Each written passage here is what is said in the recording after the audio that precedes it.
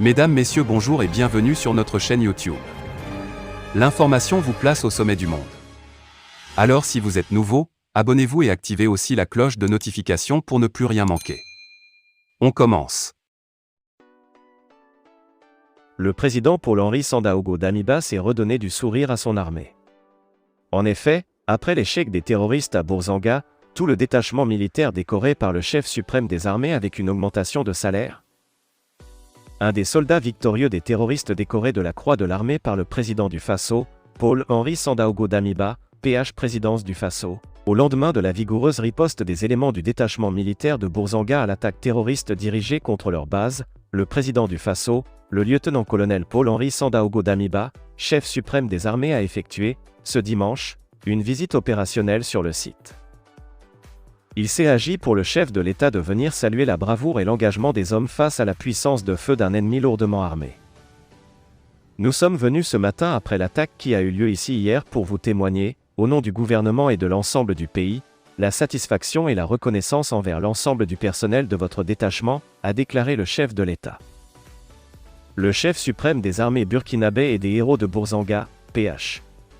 Présidence du Faso. Dans son adresse au vaillant personnel du détachement de Bourzanga, le président du Faso a félicité et encouragé les éléments tout en invitant l'ensemble des FDS à suivre le bel exemple des hommes du lieutenant Assoumani Beogo.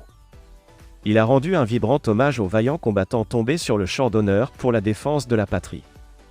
À l'issue de son message, tout le personnel du détachement a été décoré à travers 5 éléments qui ont reçu symboliquement la médaille de la Croix du combattant. Pour le chef suprême des armées, c'est sur cet exemple d'engagement et de bravoure du détachement de Bourzanga que l'État s'appuiera pour engranger davantage de succès contre les groupes armés terroristes. Au cours de cette visite opérationnelle, le chef de l'État a réitéré son appel au dialogue à l'endroit des fils égarés du pays. Nous tendons les bras à ceux qui veulent abandonner le combat, a déclaré le lieutenant-colonel Paul-Henri Sandaogo Damiba. Par contre, ceux qui ont décidé de continuer dans la violence contre leur pays seront combattus, car ce qui s'est passé ici hier Bourzanga montre que l'ennemi n'est supérieur nullement à nous, a soutenu le lieutenant-colonel Paul-Henri Sandaogo Damiba. Pour ce faire, au-delà de cette victoire de Bourzanga, le président du Faso a invité l'ensemble des forces de défense et de sécurité à rester alertes, vigilantes et déterminées dans le combat pour la libération de notre pays.